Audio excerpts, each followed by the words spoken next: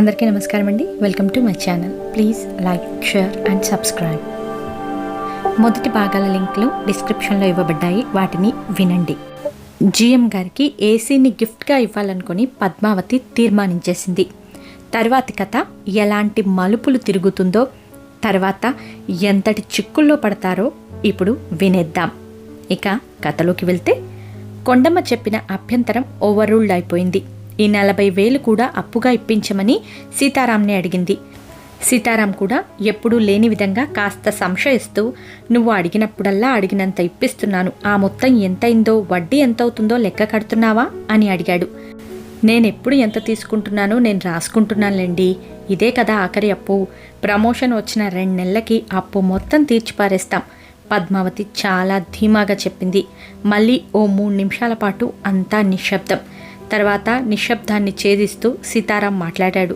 సరే, ఆఫీస్లో నిన్ను పోలీసులు అరెస్ట్ చేసి తీసుకెళ్లిన తర్వాత నువ్వు సెలవు పెట్టి ఇంట్లోనే ఉంటున్నావు, అంచేత నేనొక్క రౌండ్ మీ ఆఫీస్కి వెళ్ళి మన యాదగిరి ద్వారా ఇప్పుడు మీ ఆఫీసర్ మూడ్ ఎలా ఉందో కనుక్కుంటాను. అలాగే ఆ బాబురావు ప్రమోషన్ కోసం ఏ ట్రయల్ చేస్తున్నాడో కనుక్కొని వచ్చేస్తాను. ఆ ప్రపోజల్ రాయుడు ఒప్పుకున్నాడు, కానీ పద్మావతి ఒప్పుకోలేదు. ఓసారి ఏ లొకేషన్లో అవమానం పొందామో మళ్ళీ అక్కడికి వెళ్లాల్సింది ప్రమోషన్ ఆర్డర్ తీసుకోవటానికే అయి ఉండాలి. అలా అయితేనే పాత విషయం మరుగున పడిపోయి కొత్త విషయం ఫోకస్లోకి వస్తుంది. అందుకే ఆఫీస్ మ్యాటర్స్ తెలుసుకోవటానికి యాదగిరికి కూడా ఫోన్ చేయట్లేదు. ఇప్పుడు మనం అనుకున్న గిఫ్ట్ ప్రపోజల్ని తిరుగు ఉండదు. ఇలాంటి శుభకార్యాన్ని, ఘనకార్యాల్ని వెంటనే చేసేస్తేనే బెటర్ రిజల్ట్స్ వస్తాయి. పద్మావతి ఈ మాటల్ని తన అభిప్రాయంలా కాకుండా తన తీర్పులా వినిపించింది. 10 నిమిషాల్లో పద్మావతి, రాయుడు డ్రెస్ చేంజ్ చేసుకుని సీతారాం వెంట బయలుదేరారు. అతను వడ్డీ వ్యాపారం దగ్గరికి తీసుకువెళ్ళి అప్పు ఇప్పిస్తే ఆ డబ్బు పట్టుకొని అట్నుంచి అటే షాప్కి వెళ్ళి అట్నుంచి అటే ఆఫీసర్ గారింటికి వెళ్ళిపోదామని పద్మావతి వేసిన ప్లాన్. ఆ ప్రకారమే ముగ్గురు కారులో బయలుదేరారు. జనరల్ మేనేజర్ ఇంటి ముందు రాయుడు, పద్మావతి కార్ దిగారు. డిక్కీలో పెట్టిన ఏసీ మిషన్ బాక్స్ని రాయుడు మోసుకుంటూ ఆ ఇంట్లోకి వెళ్ళేసరికి ఆఫీసర్ ఇంట్లోనే కనిపించాడు.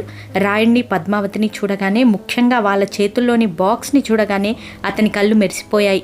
లోపలున్న భార్య హేమలతని హడావిడిగా పిలిచాడు.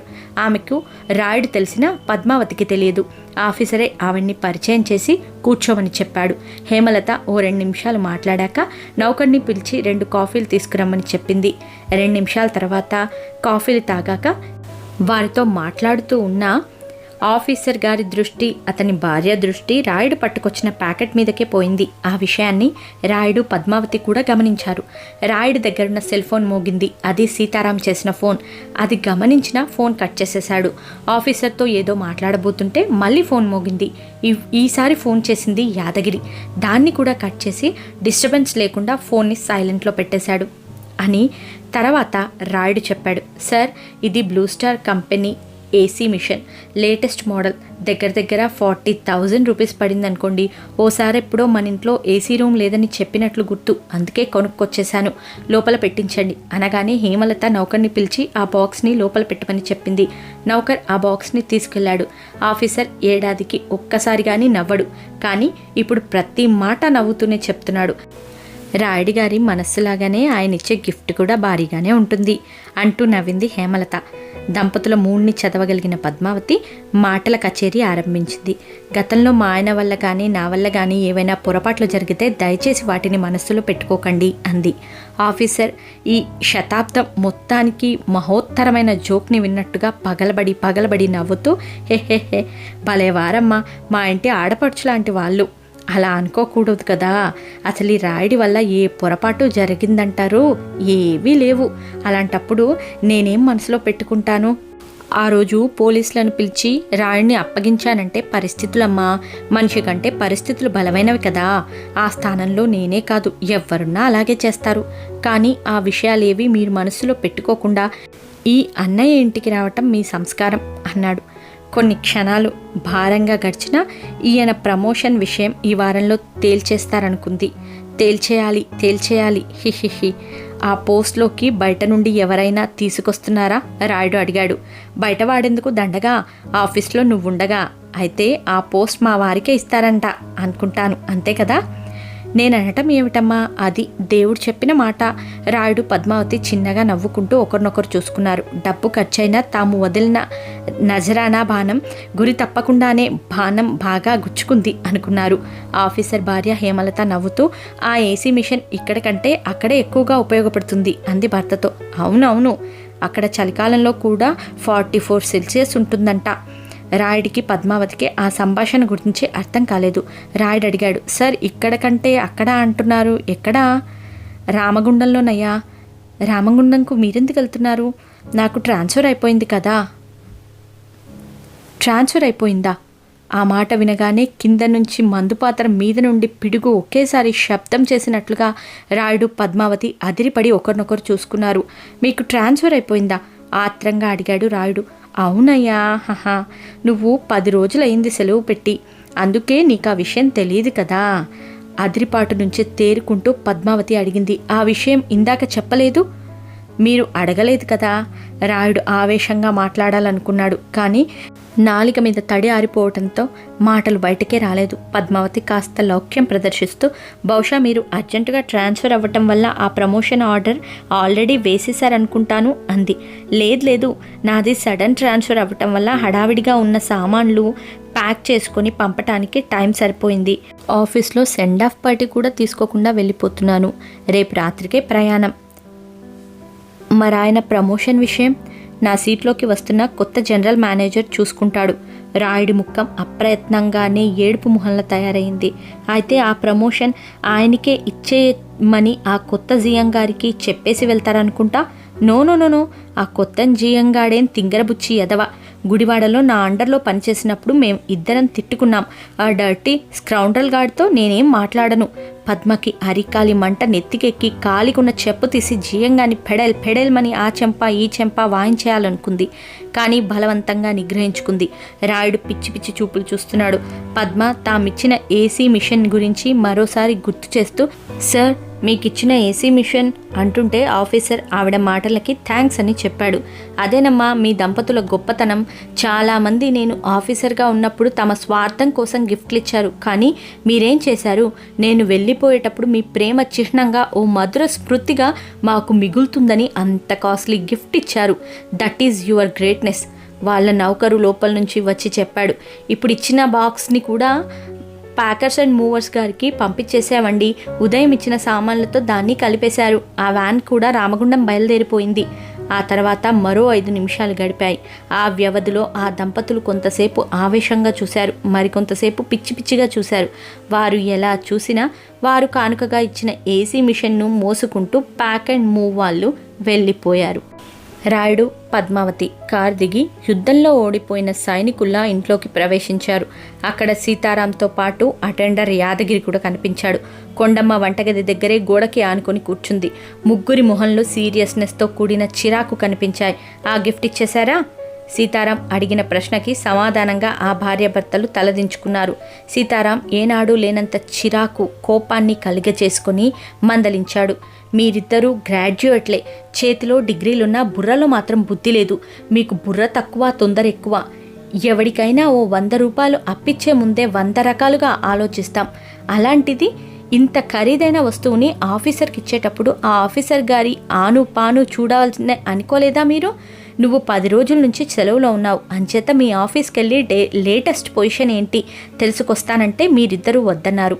కళ్ళు పోయాక సూర్య నమస్కారాలు చేసినట్టు ఆ ఆఫీసర్ గారు బదిలీ అయిపోయినాక ఆ బహుమతి తీసుకెళ్లి అప్పజెప్పారు. వాడికి ట్రాన్స్ఫర్ అయిపోయిందని ఇందాక యాదగిరి వచ్చి చెప్పాడు. వెంటనే ఆ బహుమతి ఇవ్వవద్దని ఆపటానికి ఇద్దరం మీకు ఫోన్ చేశాం. దాన్ని కట్ చేసేశారు. యాదగిరి అదే రీతిలో మందలించాడు. ఆ ఆఫీసర్ గాడికి ఇదే గిఫ్ట్ ఇంతకు ముందు ఇచ్చుంటే ఈ పాటికి మీరు మేనేజర్ హోదాలో గుడివాడలో ఉండేవాళ్ళు.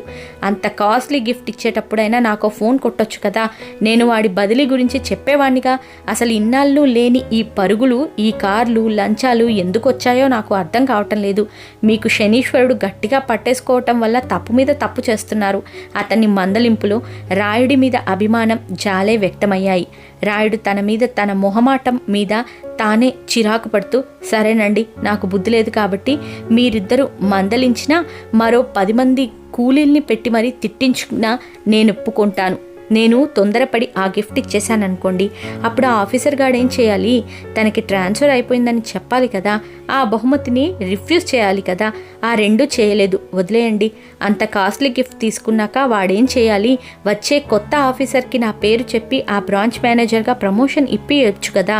ఒక్క మాట చెప్పుండొచ్చు కదా. అబ్బే, వాడితో నా విషయం మాట్లాడననే ఖచ్చితంగా చెప్పేశాడు.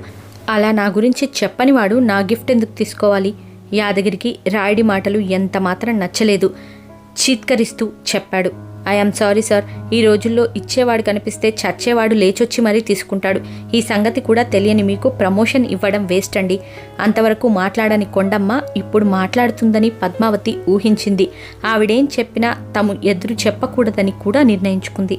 అంతేకాదు, గతంలో అనేకసార్లు అత్తగారు తనలోని తప్పుల్ని ఎత్తి చూపితే దబాయించింది.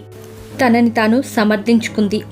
కానీ ఇప్పుడు తను చేసిన పని తనకే చిరాకు, కోపం కలిగిస్తుంది కాబట్టి అత్తగారు తనని మాటలతో కడిగి పారేస్తే బావుండుననుకుంది. కానీ ఆమె ఊహకి భిన్నంగా కొండమ్మ నోరు విప్పి ఒక్క మాట కూడా మాట్లాడలేదు. ఆవిడ చెప్పే మాటల కంటే ఆవిడ పాటించే మౌనమే పద్మావతికి ఎక్కువగా బాధ కలిగించింది. సీతారాం కొండమ్మ దగ్గరికి వెళ్ళి ఏదో మాట్లాడి ఓ పేపర్ ముక్క పట్టుకొనొచ్చి సోఫాలో కూర్చున్నాడు. నోటితో తిట్టడం ఇష్టం లేక తన తిట్లన్నీ కాగితం మీద రాసిచ్చిందేమో అనుకుంది పద్మావతి. సీతారాం ఆ కాగితం పట్టుకుని చెప్పాడు, మీ అత్తగారేమైనా మాట్లాడుతారేమోనని అనుకుంటున్నారు కదా. గతంలో తను ఎన్నిసార్లు ఎన్ని మాటలన్నా అవన్నీ దున్నపోతు మీద కురిసిన వానలాగా ఫలితం లేకుండా పోయాయట. ఇప్పుడు ఆవిడ అందామనుకున్న మాటల్ని దాదాపుగా మా ఇద్దరం అన్నేశాము. ప్రస్తుతానికి బ్యాలెన్స్ ఏం లేవట. అంచేత ఈ కాగితం మాత్రం ఇచ్చింది. ఆ కాగితం ఏమిటో రాయుడికి అర్థం కాలేదు, పద్మావతికి అర్థం కాలేదు.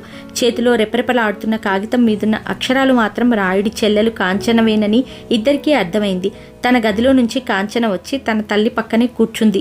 దానిమీద కొండమ్మగారేం రాయించారో చదవండి అన్నాడు యాదగిరి. సీతారాం ఆ దంపతుల్ని ఓసారి చూసి పేపర్ మీదున్న మ్యాటర్ని చదివాడు. ప్రియాంక అనబడే ఓ గొప్పింటి అమ్మాయి పద్మావతికి ఎదురుపడిన దగ్గర నుంచి పద్మావతి రాయుడు ఫాల్స్ ప్రెస్టేజ్ ప్రదర్శించడానికి చేసిన తప్పులు, చెప్పుకున్న గొప్పలు, తీసుకున్న అప్పులు, వాటికయ్యే నెలవారీ వడ్డీలు ఈ దిగువ రాయబడినమైనవి. ఆకాశంలోని పక్షిని చూసి కింద నుంచే మసాలా సామాన్ నూరేశారు. కానీ వాళ్ళ దెబ్బకి ఆకాశంలోని పక్షి కింద పడలేదు. కానీ ఆ పక్షి కోసం కొన్న సామాన్ దినుసుల ఖర్చు మాత్రం ఆకాశం లెవెల్కి ఎదిగిపోయింది. మా అబ్బాయి రాయుడికి వచ్చే మొత్తం నెల జీతం, అందులో మినహాయించే అమౌంట్ పోగా చేతికి అందే నెట్ అమౌంట్ ఈ దిగువ ఇవ్వబడింది. రాయుడికి అందే నెట్ జీతంలోంచి నెలవారీ కట్టే వడ్డీలు ఇంతని మినహాయించగా చేతిలో 1150 మిగులుతాయి. సీతారాం కాగితాన్ని మడతపెట్టాడు. మిగిలినవన్నీ మీ అమ్మగారు రాయించిన ఫిగర్సే. అవి మీకు బాగా తెలిసినవే కాబట్టి చదవటం లేదు అని చెప్పి ఆ కాగితాన్ని రాయుడికి అందజెప్పాడు. జరిగిన అనుభవాలు పద్మకి ఇంకా జీర్ణం కాలేదు. అందుకే ఎప్పుడు అందరినీ డామినేట్ చేస్తూ మాట్లాడే పద్మ ఈ సన్నివేశంలో మౌన ప్రేక్షకురాలిగా ఓ శ్రోతగానే మిగిలిపోయింది. ఆ రోజు రాయుడు పద్మావతి కోర్టులో ముద్దాయిల్లాగా నిలబడే సీతారాం యాదగిరి లాయర్లలా మాట్లాడారు. కాకపోతే ఏ కేసులో అయినా ఓ డిఫెన్స్ లాయర్, ఓ అఫెన్స్ లాయర్ ఉంటారు. కానీ ఈ కేసులో ఇద్దరూ అఫెన్స్ లాయర్లే కనిపించారు. ప్రేక్షకుల్లో కూర్చున్న నిందితుల బంధువుల్లా కొండమ్మ, కాంచన మిగిలిపోయారు. మర్నాడు కూడా రాయుడు ఆఫీస్లో జాయిన్ అవ్వలేదు. మధ్యాహ్నం 12 గంటలకి కొరియర్ పోస్ట్లో ఓ లెటర్ వచ్చింది. పద్మావతి ఉద్యోగానికి సెలెక్ట్ అయిందని, 9వ తారీఖులోగా జాబ్లో జాయిన్ అవ్వాలని తెలియజేస్తూ ఆ కంపెనీ వారు రాసిన లెటర్ అది. 9వ తారీఖు నాడు కూడా జాయిన్ అవ్వకపోతే ఆ ఉద్యోగం మీకు అక్కర్లేనట్లుగా భావించడం అవుతుందని కూడా ఆ లెటర్లో ఉంది. ఆ రోజు 7వ తారీఖు ఆ లెటర్ అందగానే పద్మావతి గబగబా వెళ్ళి ఆవిడ ఎప్పుడూ చూసే తెలుగు క్యాలెండర్లని, గంటల పంచాంగాన్ని తీసుకొచ్చి ఉద్యోగంలో ఏ రోజు ఎన్ని గంటలకి ఎన్ని నిమిషాలకి జాయిన్ అవ్వాలో చూస్తుందని ఊహించారు. కానీ పద్మ అలాగేం చేయలేదు. ఎందుకు చేయలేదంటే ఆ కంపెనీ వాళ్ళు రాసిన ఉత్తరం చదువుతుండగానే ల్యాండ్ ఫోన్ మోగింది. పద్మావతి రిసీవర్ అందుకుంది. అటునుంచి మాట్లాడుతున్నది ప్రియాంక. తను అమలాపురం నుంచి వచ్చేశానని, తన అత్తగారికి కడుపులో గ్యాస్ వల్ల గుండె దగ్గర నొప్పొచ్చిందని, అది హార్ట్కి సంబంధించిన సమస్య కాదని డాక్టర్లు చెప్పటం వల్ల ఆమె అమలాపురం తిరిగి వచ్చేస్తుందని, తను ఇవాళ ఉదయం 8 గంటలకి విశాఖపట్నం చేరుకున్నానని చెప్పింది. ఈ విషయం పద్మావతికి ఆసక్తి కలిగించలేదు. అంటూ ఊ కొడుతుందే తప్ప పెద్దగా ఏమీ మాట్లాడలేదు. తర్వాత ప్రియాంక మాట్లాడిందే పద్మావతి మస్తిష్కానికి చేరింది. తను ఎట్టి పరిస్థితుల్లోనూ పద్మావతి ఇంటికి ఎల్లుండి 11-1 గంటల మధ్య వస్తానని, ఈసారి బ్రహ్మదేవుడు అడ్డుపడినా ఆగనని చెప్పింది. పద్మావతి సరే అని చెప్పి ఫోన్ పెట్టేసింది. రాయుడు పంచాంగాన్ని క్యాలెండర్లని పరిశీలించి 9వ తారీఖు 10:10 నుంచి 12:12 వరకు మంచి ముహూర్తాలు ఉన్నాయని, అంచేత ఎల్లుండి కరెక్ట్గా 10 గంటకు ఆఫీస్లో జాయిన్ అవ్వాలని చెప్పాడు. పద్మావతి ఆ మాటల్ని స్పష్టంగా విన్నా సమాధానం మాత్రం చెప్పలేదు. ఆమె తీవ్రంగా ఆలోచిస్తుంది. ప్రియాంక ఎల్లుండి 11 గంటల నుంచి 1 గంటలోగా ఎట్టి పరిస్థితుల్లోనూ వస్తానని చెప్పింది. ఆమె చూపించడానికి కార్ చెప్పటానికి అబద్ధాలు సిద్ధంగానే ఉన్నాయి కాబట్టి ఆమె గురించిన సమస్య లేదు. ఉద్యోగంలో తను ఎల్లుండిలోగా జాయిన్ అవ్వాలి. ఎల్లుండి దాటితే తనకిచ్చిన అపాయింట్మెంట్ ఆర్డర్ క్యాన్సిల్ అయిపోతుంది. తను ఉద్యోగంలో జాయిన్ అవ్వాలనుకుంటే ఎల్లుండి 10 గంటకల్లా జాయిన్ అవ్వాలని పంచాంగం చెప్తుంది. ఇన్నాళ్ళు ఆగాక ప్రియాంకకి కార్ చూపించి మిగతా అబద్ధాలు వినిపించేసి కానీ ఉద్యోగంలో జాయిన్ అవ్వటానికి వీల్లేదు. ప్రియాంక 9వ తారీఖు 11 గంటల నుంచి 1 గంటలోగా వస్తుంది. పద్మావతి 9వ తారీఖు ఉదయం 10 గంటల నుంచి 12 గంటల లోపు ఉద్యోగంలో జాయిన్ అవ్వాలి. పద్మావతి తీవ్రమైన ఆలోచనలో పడింది. తను ఉద్యోగంలో 10 గంటలకి జాయిన్ అయితే ప్రియాంక 11 గంటలకు ఆ తర్వాత వస్తే తను ఉద్యోగంలో జాయిన్ అయినట్లే అని తెలిస్తే దీని బ్రతికింతేనా అనే న్యూనతాభావం వ్యక్తం చేస్తుంది. తన మీద జాలి పడుతుంది. ఆ జాలినే తను భరించలేదు. గతంలో తను చెప్పినవన్నీ డబ్బా కబుర్లని కట్టిపడేస్తుంది. ఇప్పుడెలా కిం కర్తవ్యం ఇదే ఆలోచనలతో ఆమె మనస్సు ఊగిసలాడిపోయింది. సాయంకాలం స్కూల్ నుంచి రాయుడి కొడుకు శంభు ఆటోలో వచ్చి ఇంట్లోకి పరిగెత్తుకుంటూ వచ్చి డాడీ మా క్లాస్లో నేనే నెంబర్ 1, క్లాస్లోనే కాదు స్కూల్ అంతటికీ నేనే నెంబర్ 1 అన్నాడు మహదానందంగా. పద్మ కూడా కొడుకు దగ్గరికి వెళ్ళి దేంట్లో నువ్వు ఫస్ట్ వచ్చావురా అని అడిగింది. శంభు తన ఆనందాన్ని తమాయించుకుంటూ చెప్పబోతుండగా స్కూల్లో పనిచేసే ఆయమ్మ ఇంటికొచ్చింది. ఆవిడ కూడా ఆ ప్రాంతంలోనే ఉంటుంది. ఎప్పుడో గాని రాదు. అందుకే కొండమ్మ కాంచనలతో సహా అందరూ ఆశ్చర్యపోయారు. ఏంటాయమ్మ చాలా రోజుల తర్వాత వచ్చావు అడిగింది పద్మావతి కాస్త ఆత్రంగా. మరేం లేదమ్మగారు, ఇందులో కంగారు పడవలసిందేం లేదు. నేను ఈ ఏరియాలోనే ఉంటానన్న సంగతి మా టీచర్ అమ్మగారికి తెలుసు కాబట్టి నన్ను మీ ఇంటికెళ్ళి ఓ కబురు చెప్పమన్నారు. ఏం చెప్పమంది అంది పద్మావతి. వరద బాధితులకి సహాయార్థం మా స్కూల్లోని స్టాఫ్ అంతా కలిసి చందా వేసుకొని ఇస్తున్నామండి. అలాగే పిల్లల్ని వాళ్ళ పేరెంట్స్ని అడిగి 10 రూపాయల నుంచి 50 రూపాయల లోపు తీసుకొస్తే బాగుంటుందని టీచర్ చెప్పారు. వెంటనే మీ శంభు లేచి నా చందా 3000 రూపీస్ అని ప్రకటించాడు. అందరూ ఆ మాటకి నివ్వెరపోయారు. పద్మావతి ఆ మాట విని నమ్మలేనట్టుగా నిజంగానా అని అడిగింది. నిజం కాకపోతే నన్నెందుకు పంపుతారండి? అందరూ ఇచ్చినట్లు నువ్వు 10, 20 తీసుకురారా అన్నారు. నలుగురిలాగా ఇస్తే నేనెలా నెంబర్ 1 అవుతాను మేడం? మా డాడీ పెద్ద రీజనల్ మేనేజర్. మాకు కారు ఉంది. మధురవాడలో పెద్ద బిల్డింగ్ కట్టిస్తున్నాం కాబట్టి నేను 3000 ఇస్తాను అని చెప్పారట. ఆయమ్మ అలా చెప్తుంటే కొండమ్మ ఆశ్చర్యపోవటం మామూలే. కానీ ఈసారి ఆశ్చర్యపోయింది పద్మావతి. ఎందుకురా అలా చెప్పావు అని శంభుని అడిగింది. నువ్వు అందరికీ అలాగే చెప్తుంటావు. శంభు ధైర్యంగానే జవాబు చెప్పాడు. అందరూ ఒకరినొకరు ఆశ్చర్యంగా చూసుకున్నారు. ఆయమ్మ చిన్నగా నవ్వుతూ, చూసారా అమ్మ, మీరైనా మేం అయినా చోటా ఉద్యోగాలు చేసుకునే వాళ్ళం. నాది క్లాస్ 4 ఉద్యోగం కావచ్చు, మీ ఆయన గారిది క్లాస్ 3 ఉద్యోగం కావచ్చు. మనందరం నెల జీతం మీదనే ఆధారపడి బతికేవాళ్ళం. మనకి బంగ్లాలున్నాయని మా నాన్న పెద్ద ఆఫీసర్ అనే నీలుగుడు ఎందుకు నీలుగుతాం? మన బ్రతుకులేంటో మనకి తెలీదా? అలాంటప్పుడు కుర్రాళ్ళు ఎందుకు అలాంటి మాటలు మాట్లాడతారు? ఎవరో ఎదవలు కుర్రాడికి కావాలని ఈ దిక్కుమాలిన కూతలు నేర్పిస్తున్నారు. అంచేత ఇక మీదట అలాంటి మనుషులకి దూరంగా ఉంచండి. లేకపోతే రేపు పెద్దయ్యాక కూడా ఇదే ఫాల్స్ ఫ్రస్ట్రేషన్ అలవాటైపోతుంది. అలాంటి ఫాల్స్ ఫ్రస్ట్రేషన్ కోసం నోరు జారితే జీవితంలో బాగుపడతాడని ఎవ్వరినీ చూడలేదమ్మా. ఈ మాటల్ని రాజేశ్వరి టీచర్ చెప్పాను, వస్తానమ్మా అని చెప్పి ఆయమ్మ వెళ్ళిపోయింది. ఆయమ్మ వెళ్ళిపోయాక కొండమ్మ ఓ 30-40 వాక్యాలకి తగ్గకుండా పద్మావతికి ఓ లెక్చర్ ఇచ్చేసింది. కానీ ఆవిడ చెప్పిన ధోరణి కొండమ్మకి నచ్చింది. మెత్తని చెప్పుతో కొట్టినట్లుగా ఉన్నాయి ఆ మాటలు. ఆయమ్మ వెళ్ళగానే పద్మావతి తన కొడుకు వీపు మీద 4 దెబ్బలు కొట్టి మళ్ళీ అలాంటి కూతలు కూస్తావా అని చెప్పేసింది అంటూ వార్నింగ్ ఇచ్చేసింది. మరి నువ్వు అలాగే చెప్తుంటావు కదా అన్నాడు. ఇక మీదట నేను చెప్పను, నువ్వు చెప్పకు. ఆ మాటలు విని ముగ్గురు షాక్ అయ్యారు. అందులో మొదట కొండమ్మ, రెండో వ్యక్తి రాయుడు, మూడో వ్యక్తి కాంచన. పద్మావతి తన గదిలోకి వెళ్ళి కాసేపు తలుపులు మూసి మంచం మీద వాలి ఆలోచనలో పడింది. మరో గంట తర్వాత గదిలో నుండి బయటకు వచ్చి రాయుడితో నేను జాబ్లో జాయిన్ అవుతున్నాను రేపే అని చెప్పింది. రాయుడు ఆశ్చర్యపోయి మంచి రోజు ఎల్లుండి కదా అనుకున్నాం అన్నాడు. ఓ ఓ మంచి రోజున చెడ్డ పని చేయటం కంటే ఓ చెడ్డ రోజున మంచి పని చేయటం మంచిదే. నేను ఉద్యోగం చేయటం మంచి పని అని నాకు అనిపించింది. దానికి రోజుతో సంబంధం లేదు. పద్మావతి గతంలో తీసుకున్న తప్పుడు నిర్ణయాల గురించి ఎంత ఖచ్చితంగా చెప్పిందో ఇప్పుడు ఈ నిర్ణయం గురించి కూడా అంతే ఖచ్చితంగా చెప్పింది. ల్యాండ్ ఫోన్ మోగింది. పద్మావతి రిసీవర్ ఎత్తింది. అవతల నుంచి ప్రియాంక మాట్లాడుతుంది. ఆమె చెప్పబోయే విషయం వినకుండా గతంలో తను చేసిన తప్పిని సరిదిద్దుకుంటూ పద్మావతే చెప్పింది. మొన్నెప్పుడో నీకు చెప్పిన అడ్రస్లో నేను లేను, అడ్రస్ మారింది అంటుంటే ప్రియాంక పగలబడి నవ్వింది. ఓకే, మీరు ఏ అడ్రస్లో ఉన్నా మీ ఇంటికి వచ్చి మిమ్మల్ని కలిసే అదృష్టాన్ని భగవంతుడు నాకు ఇవ్వలేదులేండి. అదేంటి, మా ఇంటికి రావటానికి దేవుడి సాయం ఎందుకంటే మా వారు పనిచేసే కంపెనీ బ్రాంచ్ ఒకటి బెంగళూరులో ఉంది. ఆ బ్రాంచ్లో ఉండే జనరల్ మేనేజర్ సడన్గా చనిపోయారట. మా ఆయన గారు ఇక్కడి నుంచి ఇమీడియట్గా బెంగళూరు వెళ్ళి చార్జ్ తీసుకోవాలని ఆర్డర్స్ వచ్చాయి. అంచేత మేం రేపే బెంగళూరు వెళ్ళిపోతున్నాం. ఆ సంగతి చెప్పడానికే ఫోన్ చేశాను. తర్వాత కొంతసేపు మాట్లాడింది. సంభాషణ ముగిసింది. పద్మావతి ఫోన్లో జరిగిన సంభాషణ సారాంశాన్ని అక్కడున్న వారికి చెప్పింది. కాంచన నవ్వుతూ, చాలా చిత్రంగా ఉంది కదా వదిన, ఆ ప్రియాంక రాకపోవటం, ఆమె భర్త ట్రాన్స్ఫర్తో వారు ఈ ఊరు నుంచి వెళ్ళిపోవటం, నువ్వు మారటం ఒకేసారి జరిగిపోయాయి అంది. పద్మావతి ఆ మాటకి ఎంతమాత్రం ఒప్పుకోలేదు. నో, ప్రియాంక బదిలీ వార్త తెలియకముందే నేను నా పద్ధతిని మార్చుకున్నాను. ఆ విషయం నువ్వు మీ అమ్మ కూడా గ్రహించాలి అని చెప్పి పని మనిషి అనుష్కను పిలిచి రేపటి నుండి ఆమె పనిలోకి రానక్కర్లేదు అని చెప్పి ఆమెకు రావాల్సిన జీతాన్ని ఇచ్చేసి పంపించేసింది.